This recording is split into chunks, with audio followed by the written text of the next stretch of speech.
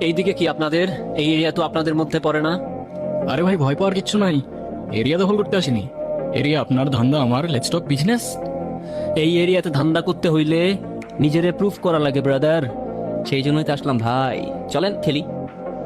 এত চাপ নিতে পারবি? এটা সমুদ্রের তলা, শুধু চারিদিকে পানি। ওই দেখ দেখ, ওরা করতে আইছে ধান্দা, দুইটা নতুন আমদানি। ও আর রমিজ আমার সাথে। দেখ, আমি তোর পথের কাটা।